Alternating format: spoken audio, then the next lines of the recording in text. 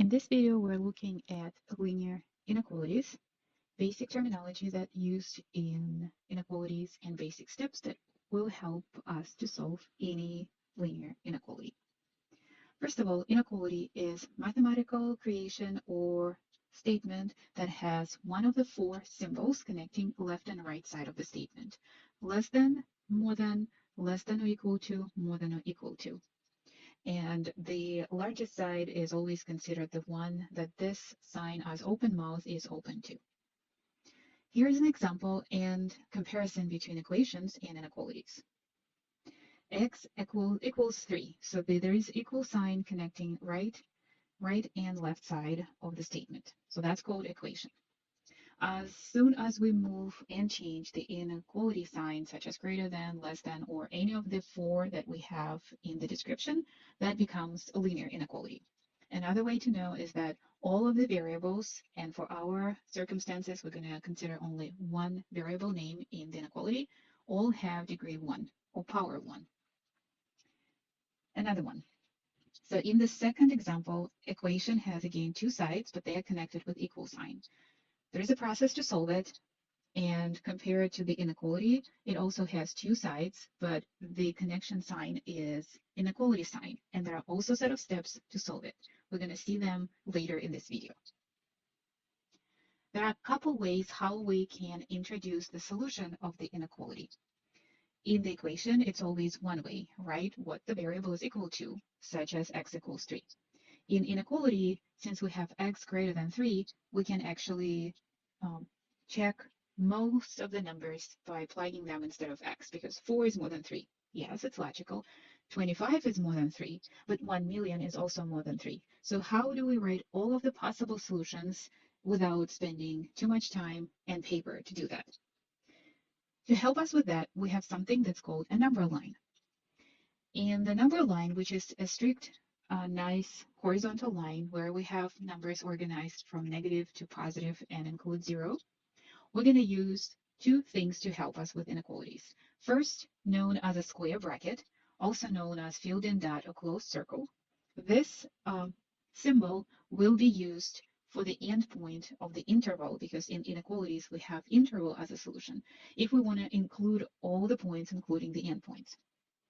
And we're going to use parentheses, also known as empty dot or open circle, at the end of the points that we have if we do not want to include those points. For example, if we have simple inequality x less than or equal to 7, so we can see that any number that's less than 7, such as 0, 1/2, fractions are okay in this case, -5, they all fit in perfectly as the answer. So how we graph that? We're going to take a straight line, and we're going to use the numbers in order from 1 to as many as we need. And then we're going to start from 7. So 7 is our starting point. And we use bracket because we have inequality that has equal piece. So this one is also known as non-strict inequality. So we are allowed to use this endpoint, which is 7. And then we need to include all the numbers that are less than 7. So you're actually including everything that's to the left of this number on the number line. Now, in the opposite direction of inequalities, let's take a look at x greater than -4. So this time we need all the numbers that are greater than, larger than -4.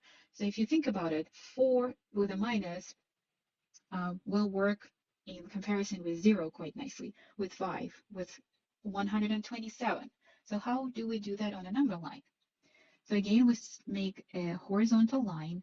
We create a scale, one step, one number. And then since we have -4 as our guidance number, that's the number where we're going to start. And I'm using parentheses in this case because this inequality doesn't have that equal sign or equal piece involved in the example. So I'm going to be using parentheses. So I don't want number -4 in the answer. So anything that's close to -4, such as -3, -3.9, will be just fine. But -4 is not exactly our part of the solution. And everything that's greater from -4 is visually right side of the number line. So we're going to make a shading, or we're going to draw an arrow in that direction like we have in the demonstration or picture. And that will be our graphical representation on a number line. That's not the only representation of the answer, there's also something known interval notation. This one is much more neat and requires less drawing. So for the interval notation, we still can use the help of the number line. Like in previous case, we considered x less than or equal to 7. So we need everything that's on the left side of 7.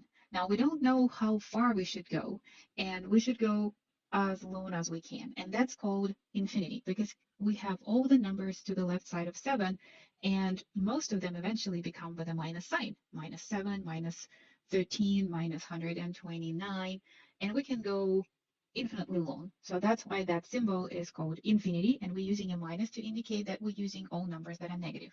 So the interval notation that corresponds to this inequality in the graphical representation, which is number line, or in the inequality representation, which is x less than or equal to 7, is the following: parentheses, negative infinity, comma 7, bracket. A little note, every time when you write the interval notation, we always start from the smallest number, and smallest number is always the leftmost visually. So we start from the negative infinity, and we can use and go up until 7, including the endpoint. That's the meaning of the bracket.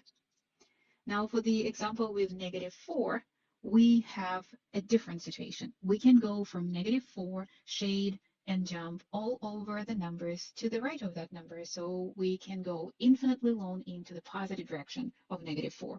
So once again, we're using the infinity as a symbol that we can go as far as we can to write down our answer in interval notation.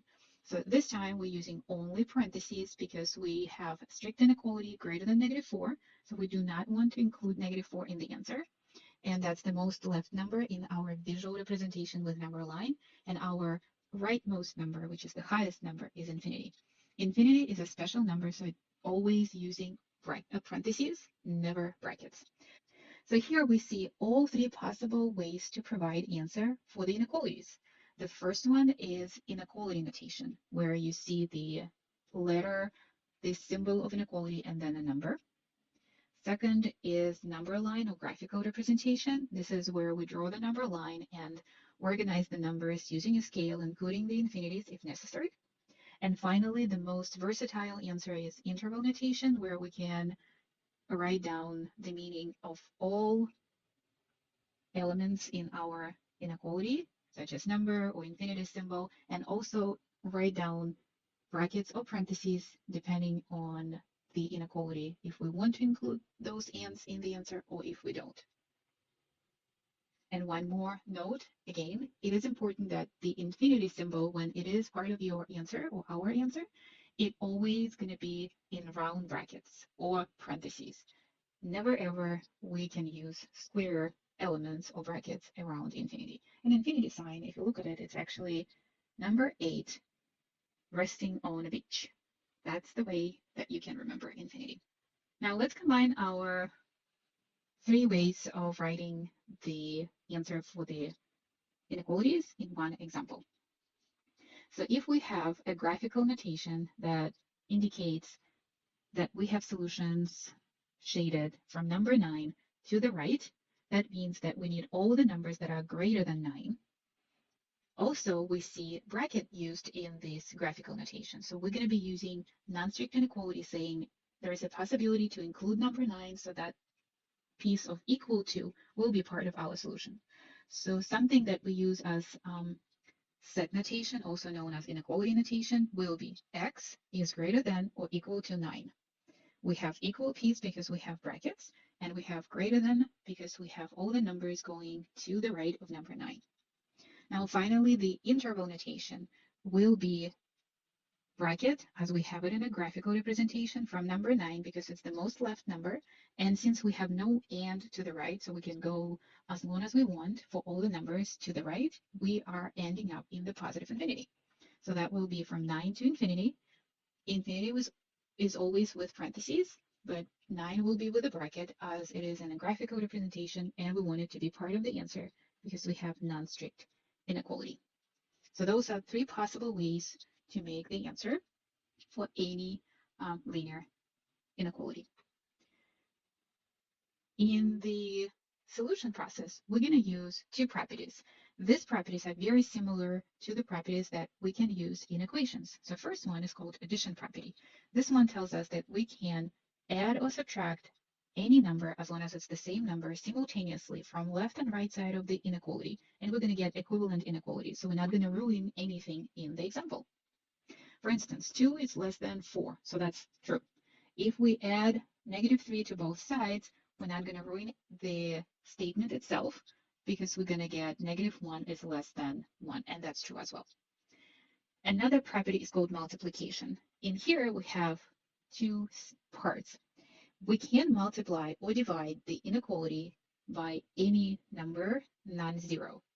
We should do that on both sides, left and right, simultaneously. However, if we have a positive number that we multiply left and right side of the inequality stays the same.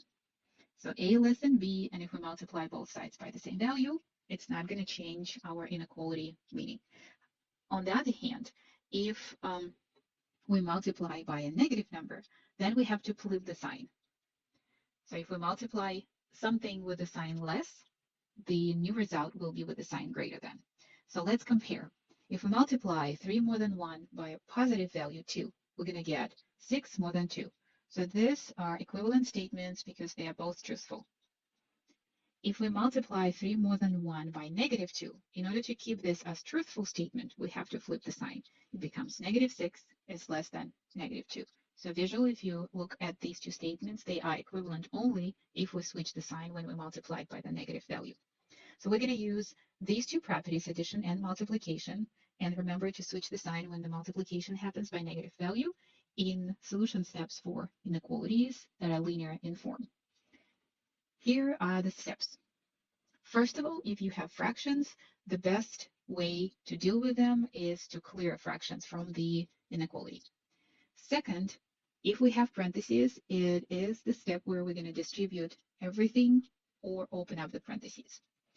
Third step is simplifying each side. So we're going to combine like terms if we have any.